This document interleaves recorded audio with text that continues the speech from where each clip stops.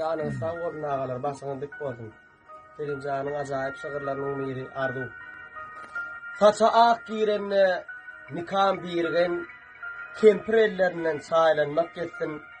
Yılgırıp bir mahal gepten iyirden, görüpler hakkında oylanmak getsin.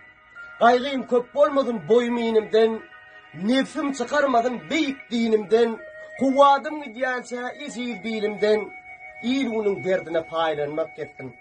Hakkın veren, netibine eyyerip, avraylı gıyıl verip, oğul öyyörüp, söyöntem, vah, bir nezak hata söyönüp, neslimin toylarına aylanmak getsin.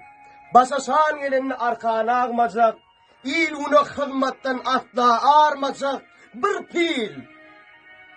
pil, ummatanına düzmeyen ağlacak, perdentlen elinden, sağızıklan elinden, zaylanmak getsin ya Kerimcan.